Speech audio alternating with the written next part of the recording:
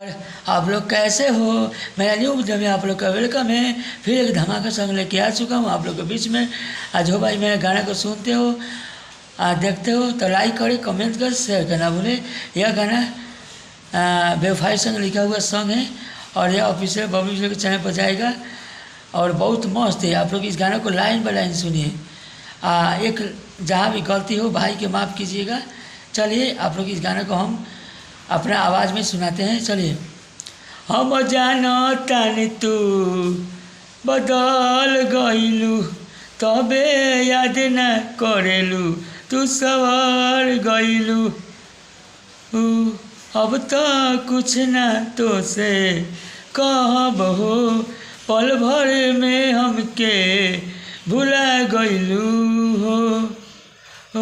जाके खुश बारू जान ये प्यार है। यह दो बगन है।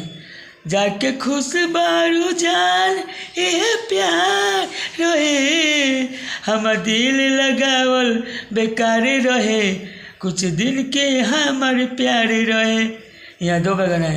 हम दिल लगावल बेकार रहे, कुछ दिन के हमार प्यार रहे। यह मुखरा है।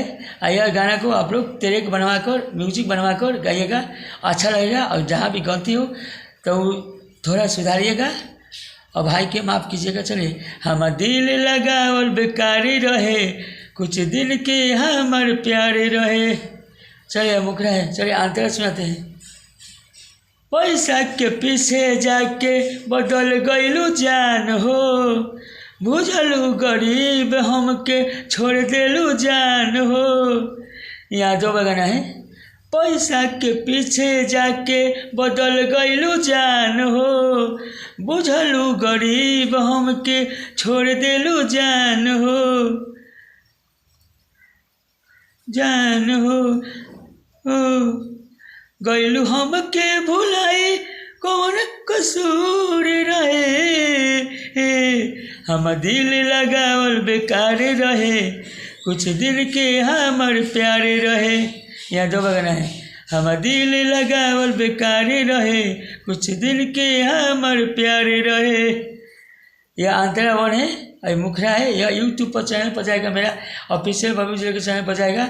आ जाइए आप लोग उस चैनल को लाइन बाय लाइन गाना सुनिए और भाई के चैनल को सब्सक्राइब करें, कमेंट करना भूलें। चलिए अंतरा तू सुनाते हैं। अंतरा तू सुनिए। इस गाना को ट्रैक बनवा के गाइएगा। मैं अपना आवाज़ में गाना गा रहा हूँ। ओकरे संगे खुश बारू जैसे शादी भइल बा, बबलू बिजोड़ के जिंदगी अब तो बर्बादी भइल बा। यहाँ दो बगाना है। ओकरे संगे खुश बारू जैसे शादी भइल बा, बबलू बिजोड़ के जिंदगी अब तो बर्बादी भइल बा।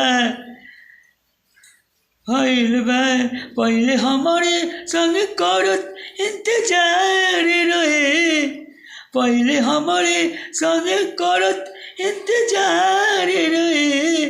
हम दिल लगावल बेकार रहे, कुछ दिन के हमार प्यार रहे।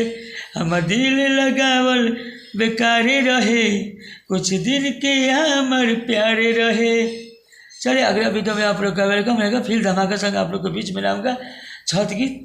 और यह गाना आप लोग म्यूजिक बनाकर गा सकते हो फ्री में। जहाँ गलती हो तो भाई समझ के माफ़ कीजिएगा। चलिए।